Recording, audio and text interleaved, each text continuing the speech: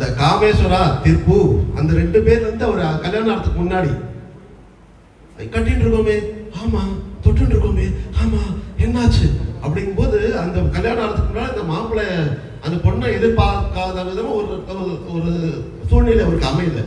அப்புறம் கல்யாணம் ஆகிறது வேற. பட் கல்யாணம் ஆகிறதுக்கு முன்னாடி என்ன ஆகும் அப்படின்னா பொண்ணு பார்க்குற படலாம். அந்த பொண்ணு பார்க்குற படத்துல வந்து கமலுடைய இதெல்லாம் நமக்கு தெரியும். பட் இப்போ வந்து கடவுள்கிட்ட வேண்டிக்கணும் இல்லையா, முதல்ல வேண்டிக்கணும். காமேஸ்வரன் அப்படின்னா வாகரத்தாவிவ சம்பர்த்தம் வாகரத்த பிரதிபத்தையே அப்படிப்பட்ட அந்த சிவனை வந்து சலங்கை ஒலியில வந்து அப்படியே ஆடி காமிப்பார் பாருங்க கமல். அது எவ்வளவு சூப்பரா இருக்கும். அதே மாதிரி வந்து இந்த வான் போலே வண்ணம் கொண்டு வந்தாய் கோபாலனே அந்த இடத்துல வந்து கமல் பாடும்போது அந்த கிருஷ்ண பரமாத்மாவை அப்படியே நேரா கொண்டு வந்து நம்ம கண்முன்னாடி நிறுத்துற மாதிரி இருக்கும். நம்ம நல்லா என்ன நினைக்கிறோம் அப்படின்னா பக்தி அப்படின்னா ரொம்ப அப்படியே பக்திமான மாதிரி ஒரு தோற்றம் அளிக்கணும்.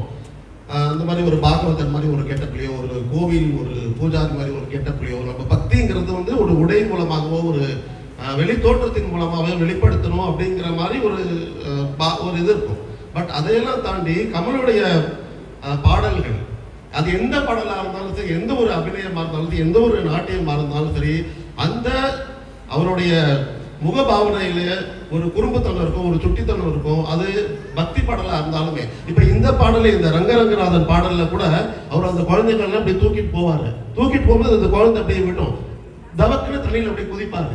அது வந்து ஒரு விளையாட்டா இருக்கு. பட் இதுல வந்து மெயினா என்ன ரசம், பக்தி ரசம் தான் இருக்கு. இதே மாதிரி தான் வந்து மற்ற முகுந்தாவா இருக்கட்டும், கல்லை மட்டும் கண்டால் அந்த பாடல அப்படியே மேல தூக்கிட்டு போகும்போது நம்ம எல்லாருமே நம்ம ஆடியன்ஸா இருந்தாலும் அப்படி திரையில தான் அவர் பார்த்து ரசிக்கும் பொழுது நம்மள வந்து ரசிப்பை விட அந்த வலியை தான் வந்து அவரை வந்து மனசுல கொண்டு வராரு. அப்படிப்பட்ட உண்மையா ஒரு உன்னதமான ஒரு அபிநயத்தை வெளிப்படுத்தக்கூடிய ஆற்றல் பொருந்திய நம்ம ஹீரோ கண்டிப்பா கமல் அப்படின்றத எந்த வித ஒரு இதுவுமே இல்லை. நார்மலா நீங்க வேற எந்த ஒரு பாட்டை கூட எடுத்துக்க, ஒரு சின்ன பாட்டெல்லாம் நம்ம ஹீரோன்னு சொல்லாதீங்க சார், நான் உங்க பக்கமா இருக்கேன்னு அவங்க நினைச்சு இல்ல நீங்களும் அதான் ஒத்துப்பீங்க. இப்பதான் இழந்த மாதிரி உட்காந்துருக்கோம். பட் மனசுல யாரோ ஹீரோவா இருக்காங்க அப்படின்றது கமல் அப்படின்றத முதல்ல இந்த நிகழ்ச்சியில கமல் பாட்டு தான் முதல்ல பாடினோம். அதனால முதலிடம் கமலுக்கு தான் அப்படின்றது ஆடியன்ஸுக்கு தெரியும், உங்களுக்கு மனசுக்கு தெரியும். அதை விட என்னன்னா இந்த ஒரே ஜீவன் ஒன்றே உள்ளம் வாராய் கண்ணே அந்த பாட்டுல ஏதோ ஒரு பாம்பு அப்படி இப்படி ஆடுற மாதிரி தான் இருக்கும். பட் அந்த உள்ள தாற்பயமா உள்ள நீங்க போய் வச்சுக்கல, அந்த கண்ணன் பத்தி தான் அதுல வரும். அதுலயும் கண்ணன் வந்துடுறாரு. அதே மாதிரி வந்து வந்தால் மகாலட்சுமியே அதுல வந்து ஒரு பாட்டில் எல்லாம் எடுத்துட்டு ஐயாவுடைய சார் வந்து ராகவேந்திரா பாக்கலன்னு நினைக்கிறேன். இல்ல கடவுளே வந்து நின்ன மாதிரி இருக்கும்.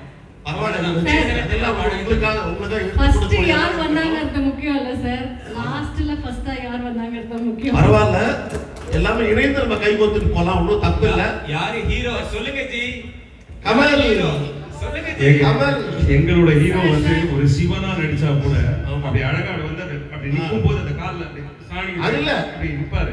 ஒரு கடவுள் பேசுறது கூட காமெடி எல்லாரும் சார் சம்போ பாட்டுல அந்த டான்ஸ் எல்லாம் வந்து வெஸ்டர்ன் டான்ஸா தான் இருக்கும். ஆனா வெஸ்டர்ன் டான்ஸா இருந்தாலும் அவர் அந்த சம்போ சிவனே அப்படிங்கிற பாட்டு தான் இருக்கு. சம்போ பாட்டு வந்து ரஜினி சார் இருக்கு. அதான் தலைவர் பாத்தீங்களா? தலைவர் தவிர்க்கவே முடியாது. கமல் சார் அபிநயம் ஃபென்டாஸ்டிக்கா பண்ணுவாரு, நாங்க யாருமே மறுக்கல. ஆனா அவர் வந்து அவ்வளவு தூரம் கஷ்டப்பட்டு பண்ற அந்த அபிநயத்தை முடிக்கல இன்னும். அவரே தான் கஷ்டப்பட்டாரு. அப்படியே அசால்ட்டா அப்படியே ரஜினி சாரோட கண்ணிலே தெரிஞ்சிரும் சார். அவருடைய கை விரல்லையே தெரியும். கமலுடைய கை விரல்ல சரி ஓகே. இது வந்து இந்த தலைப்பு வந்து தெய்வீகம். ஆனா இது வந்து சண்டையில முடிஞ்சிரும் போல இருக்கு. சண்டைக்கு வேற ஒரு தலைப்பு வச்சிருக்கோம். ஓகே. இதுல என்னன்னா எண்ட் ஆஃப் தி டே வந்து கமல் சார் மாதிரியே பேசிட்டார், புரியாம இல்ல புரிஞ்ச மாதிரி தான் பேசுறாரு. அவர் வந்து ஸ்ரீரங்க ரங்கநாதனின் பாடல் தான் வந்து இந்த நிகழ்ச்சியுடைய முதல் பாடல். அந்த பாடல்ல கமல் என்னென்ன பண்ணியிருக்காரு அப்படிங்கிறத வந்து ஒரு சின்ன ஊருகா மாதிரி சொல்லிட்டு, ஆனா அந்த மாதிரி எத்தனை பாடல்களை கமல் சார் தெய்வீகத்தை காமிச்சிருக்காரு. ஒண்ணு இல்லைங்க, ஒரு பானை சோறுக்கு ஒரு சோறு பதம் ஸ்ரீரங்க ரங்கநாதன். ஆனா அந்த வான் போலேவா இருக்கட்டும், அந்த கல்லை மட்டும் கண்டாலா இருக்கட்டும்னு அவ்வளோ விஷயங்களை எங்க கமல் சார் பண்ணியிருக்காரு. 24 மணி நேரமும் கோவில்ல போய் உட்காந்து கிருஷ்ணா முகுந்தான்னு சொல்லணுங்கிற அவசியம் இல்லை. மனசார கடவுள் இருந்தா கடவுள் போதும். அதுதான் வந்து கமல் சாருடைய நடிப்பு அப்படின்னு சொல்லியிருக்காரு. ரொம்ப அருமையா பேசியிருக்காரு. ஒரு பலத்த கரகோஷம் கல்யாணம் சார்.